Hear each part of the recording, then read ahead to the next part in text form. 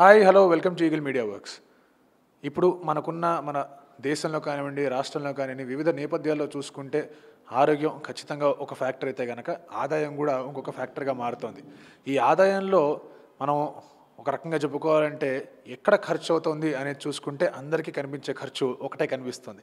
ఆ ఖర్చు గురించి కొంచెం క్లుప్తంగా అలాగే అందులో కొంచెం డెప్త్గా మనం డీటెయిల్డ్గా మాట్లాడుకోవడానికి జయప్రకాష్ నారాయణ అడగడం జరిగింది. ఆయన మనతో ఉన్నారు. ఆయనతో స్ట్రైట్ అవే మాట్లాడిద్దాం. సార్, కొన్ని క్రూడ్ ప్రశ్నలు సార్ మీకోసం. ఎందుకంటే ఇప్పుడు ఇక్కడ మేము తగ్గించామని వాళ్ళు పెంచారని వీళ్ళు, ఇలా ఈ నేపథ్యంలో చూసుకుంటే కనుక ఈ రెండింటి మధ్య నిజంగా ప్రజలు కొంచెం బలవుతున్నారు. పెట్రోల్, డీజిల్, ఇంధనాల రేట్లు చూసుకుంటూ ఉంటే దీన్ని మనం ఎలా చూడాలి సార్? యాక్చువల్గా మనకి ఎవరికైనా కూడా సందీప్ రేట్లు తగ్గాలనే ఉంటుంది. నాకు పెట్రోల్ ఫ్రీగా వస్తే కాదంటాను నేను. ఎంతమంది అధికారులు గవర్నమెంట్ ఫ్రీగా ఇస్తుంది కదా అని చెప్పి విచ్చలవాడు వాడుకోవట్లేదు. కానీ నేను చెప్పే మాటలు చాలామందికి రుచించవు. కానీ నిజాయితీగా లోతుగా ఆలోచించాలి. ప్రభుత్వానికి మనం పన్నుల డబ్బులు ఇచ్చాం. రాష్ట్రం కావచ్చు, యూనియన్ కావచ్చు, మన డబ్బులు అవి. కేసీఆర్ డబ్బు కాదు, మోదీ డబ్బు కాదు. ఆ డబ్బుని మన కోసం వాళ్ళు ఖర్చు పెట్టాలి. మనం తెలివిగా ఆలోచించాల్సింది ఏంటంటే రెండు విషయాలు ఆలోచించాలి. మనం చేసుకోలేనివి మనకు అవసరమైన పనుల మీద వాళ్ళు ఖర్చు పెడితే మంచిదా, లేకపోతే పందేరాలకు ఖర్చు పెడితే మంచిదా?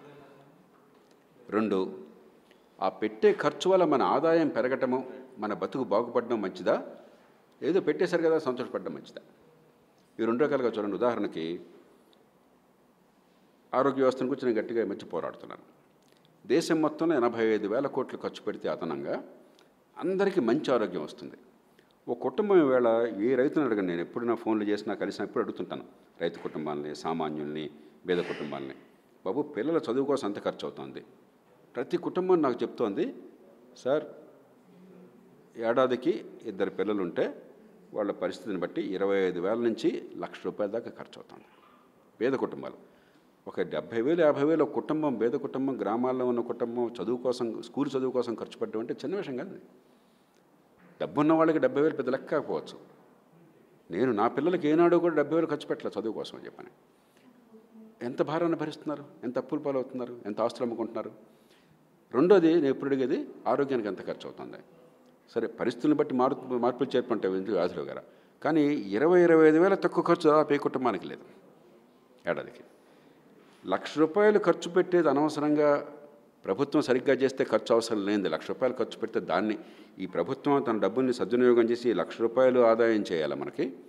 లేకపోతే పెట్రోల్, డీజిల్లో నాకు ఒక ₹5 తగ్గిస్తే నెలకి 20 లీటర్లు సగటున వాడతారు అనుకుందాం. 20 కూడా వాడరు.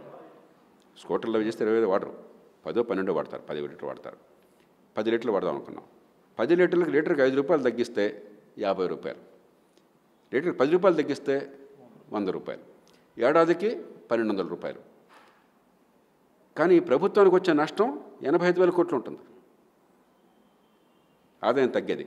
ఈ 85,000 కోట్లతో ఆరోగ్యాన్ని పెంచితే, నిజంగా బాగు చేస్తే మన జీవితాలు బాగుపడతాయా, ఆదాయం పెరుగుతుందా? విద్యను బాగు చేస్తే మనం జేబులోంచి ఖర్చు పెట్టే అవసరం లేకపోతే మన జీవితాలు బాగుపడతాయి. మనం అర్థం చేసుకోవాలి.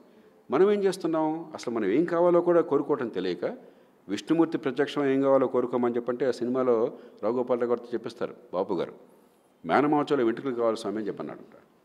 మనం మేనమావచలో వెంట్రుకల కోసం పోరాడుతున్నాం. మనం పోరాడాల్సింది ఈ డబ్బుతో. ఈ డబ్బు సరిగ్గా ఖర్చు పెట్టకపోవడం చేత, మంచి ఆరోగ్యంతో పాటు చేత ఇంత ఖర్చు అవుతుంది, కుటుంబాలు గొల్లైపోతున్నాయి, మరి అకాల మరణం ప్రాప్తి చెందుతున్నాము. విద్య సరిగ్గా ఏర్పాటు లేకపోవడం చేత ఖర్చు అవుతుంది, చదువు సరిగ్గా ఇంత ఖర్చు పెట్టాక చదువు రాదు చాలామందికి.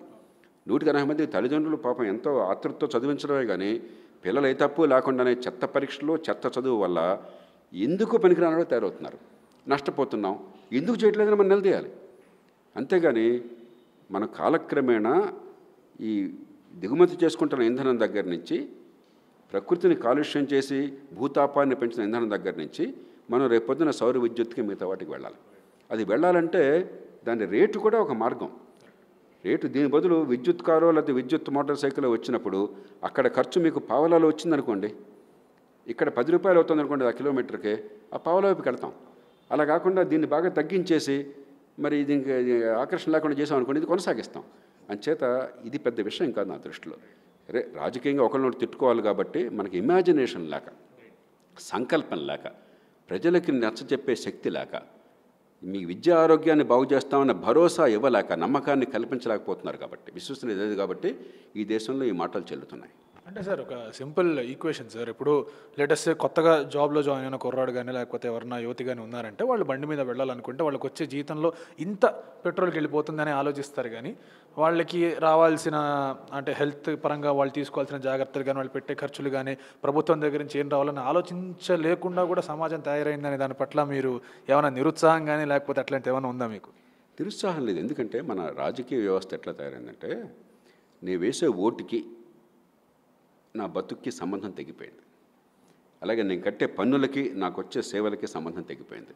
కాబట్టి మీరు చెప్పిన మధ్యతరగతి కుర్రాడు మరి ఆఫీస్కి వెళ్ళడం కోసం స్కూటర్ వాడడం కావచ్చు, నిరుపేదల బస్సులో వెళ్ళడం కావచ్చు, మరొకళ్ళు ఇంకోటి కావచ్చు, చచ్చినోడి పెళ్ళికి వచ్చిందే కట్టడం, ఇంకేం జరగదు వీళ్ళ నుంచి. కాబట్టి ఇది తీసుకుందాం అనుకుంటున్నారు, తప్పులేదు అది. నాకు కూడా నా కారు పెట్రోల్ నింపినప్పుడు ఒక 100 రూపాయలు తగ్గితే నాకు తగ్గిన నాకు సంతోషం కలుగుతుంది. కానీ ఈ 100 రూపాయల బదులు ఇంకో రూపంలో నాకు మరింత మంచి జరుగుతుంది, ఖర్చు తగ్గుతుంది, హైరాణ తగ్గుతుందని నమ్మకం ఉంటే దానికి కడతాను. ఆ నమ్మకాన్ని కలిగించడంలో విఫలమయ్యారు. అసలు చర్చ ఎక్కడ జరుగుతుంది? హుజురాబాద్ ఎన్నిక జరిగింది, లేదా మరొక ఎన్నిక జరుగుతుంది, కుప్పం ఎన్నిక జరగబోతుంది అనుకుంటే పేపర్లో చూస్తాను, తెలియదు ఎప్పుడు ఏంటో అసలు కారణం కూడా తెలియదు నాకు, జరగబోతుంది అంటున్నారు. మీకేమన్నా అసలు భవిష్యత్తులో ఏం జరుగుతుంది మన జీవితాల కన్నా చర్చ ఉందా? అసలు ఎంత డబ్బులు పంపిణీ జరిగింది, ఎన్ని తాయిలాలు ఇస్తారు, ఇది తప్ప. కాబట్టి అసలు ఇంకో రకంగా ఆలోచనకి వీలు లేకుండా గిరికేసేస్తున్నాం. పత్రికలు కూడా అలా తయారైనాయి. పత్రికలు తప్పడం కోసం నేను అంటల్లా, మనం కూడా ప్రవాహంలో దూకుల్లో పడిపోయాం. దాని నుంచి బయటపడాలి. ఇప్పుడు నేననే మాట చాలా కొద్దిమంది చెప్తారు, పెట్రోల్ ధరలు తగ్గించడం అంత ముఖ్యం కాదయ్యా, అంతకంటే ముఖ్యమైనది మన బతుకులు బాగు చేయడం కోసం డబ్బులు ఖర్చు పెడితే మంచిదని చెప్పిన మాట నిజంగా విలువైన మాట. కానీ చెప్పే ధైర్యం లేదు. ఎందుకంటే అందరూ దారిని పోతే ఆ దారిని వెళ్ళిపోవడం అలవాటైంది. ఊరందరూ దారితో ఉలుపుకట్టి తింగో దారిది ఎట్లా అని చెప్పాను. కానీ ఎంతో కొంత మనం నిజాన్ని మాట్లాడుకోవాలి. మన భవిష్యత్తును గురించి పోరాటం. ఇది కేసీఆర్ డబ్బు కాదు, మోదీ డబ్బు కాదు. వాళ్ళెవరండి? మన డబ్బుతో వాళ్ళు కారులో తిరుగుతున్నారు, ఆ భవనాల్లో ఉంటున్నారు. కానీ వాళ్ళ సొంత డబ్బు కాదు ఇది. వాళ్ళ సొంత డబ్బుతో ఎవరూ చేయలేరు అట్లాగా. మన డబ్బు ఇది. కాబట్టి మన డబ్బు ఎలా ఉపయోగం కావాలో మనం అర్థం చేసుకోకపోతే, ప్రభుత్వం ఏం చేయాలో తెలియకపోయినట్టయితే ఎల్లకాలం ఈ దేశం ఎదుగుబొదుగు లేకుండా ఇట్లానే ఉంటుంది. అంటే ఇది ఈ కన్స్ట్రక్టివ్ చర్చ జరగకపోవడానికి కారణం ఏంటి సార్? అంటే ఇప్పుడు రాజకీయ నాయకులు తప్పుపట్టాలా, లేదా పత్రికలను అనాలా, లేకపోతే ప్రజలు కూడా ఆ విధంగా ఆలోచించలేకుండా ఉన్న స్థితిని తప్పుపట్టాలా? ప్రజల్ని తప్పుపట్టడం. ప్రజల్లో కొంతమంది ఆలోచించగలుగుతారు. ఇప్పుడు కూడా సామాన్యులు ఎప్పుడు ఆలోచించగలుగుతారంటే, నా ఓటుకి ఈ పెట్టే ఖర్చుకి నా బతుక్కి సంబంధం ఏంటని అర్థమైనప్పుడు. మనం అది అర్థం కాకుండా కేంద్రీకరించిన వ్యవస్థ. మీకు నాకు కూడా ఓ చిన్న పని గవర్నమెంట్లో కావాలంటే నాకు తెలియదు సరిగా. ఇంత అనుభవం ఉంది కదా, మీ అందరి దృష్టిలో నాకు చాలా తెలిసాను కదా. గవర్నమెంట్లో ఏదైనా పని కావాలంటే ఎవరు చూస్తారో నాకు తెలియదు. వాడికి ఫోన్ చేసి వీడికి ఫోన్ చేసి కనుక్కొని అక్కడికి వెళ్ళి ఎంత అంటే అసలు మన జీవితంలో ఏది అర్థం కాకుండా తయారు చేశారు నిర్మాణం సంక్లిష్టంగా. ఇప్పుడు అపార్ట్మెంట్ ఉంది, మనం ఉన్నాం, ఇప్పుడు ప్రస్తుతం ఫస్ట్ ఫ్లోర్ అపార్ట్మెంట్లో ఉన్నాం. ఇక్కడ 5th ఫ్లోర్లో ఉన్నవాళ్ళు లిఫ్ట్ పని చేయలేదనుకోండి, ఊరుకుంటాడైనా? ఆ లిఫ్ట్ పని చేయకపోతే కాళ్ళు నడవు. వృద్ధాప్యం ఉన్న తల్లిగారు పైకి ఎక్కలేదు, గొడవ పెడతారు. ఏమవుతుంది ఇక్కడ? నేను ప్రతి నెల మెయింటెనెన్స్ ఫీ కడుతున్నాను. మనందరం కలిసి అపార్ట్మెంట్లో అందరం కలిసి మంచిగా ఒక ఆయన సందీప్ని పెంచుకున్నాము. లిఫ్ట్ పని చేయకపోతే ఎట్లా నాకు అర్థమవుతుంది. అప్పుడు సరైన చర్చ జరుగుతుంది. లేకపోతే ఇళ్లలోకి మంచినీళ్ళు రావట్లేదు, మంచినీళ్ళు రాకపోతే ఇప్పుడు గడవలు తీసుకున్నా ఏం చేస్తాను? అపార్ట్మెంట్ కాంప్లెక్స్ అందరూ చేయాలి. లేకపోతే వాచ్ అండ్ వార్డ్ సరిగ్గా లేదు, ఎవరిన ఇష్టం వచ్చినట్టు ఎవరు పడితే వాళ్ళు వచ్చేస్తున్నారు. లేకపోతే పార్కింగ్ సరిగ్గా లేదు, వెంటనే పట్టించుకుంటాం. ఎందుకని? ఇందుకోసం వీళ్ళని పెట్టుకున్నాము, ఇందుకోసం డబ్బులు ఇస్తున్నాము, ఇది జరగకపోతే నష్టం జరుగుతుంది నాకు అర్థమవుతుంది. మన రాజకీయంలో అలా అర్థం కాని వ్యవస్థను ఏర్పాటు చేశాం. అందుకని చర్చ చాలా పేలవంగా ఉంటుంది. ఇక బాధ్యత ప్రధానంగా అలాంటి నిర్మాణం చేయనటువంటి ప్రభుత్వాలు, పార్టీలది. ఆ చర్చని చేపట్టనటువంటి నాయకత్వం అనేది పత్రికలది.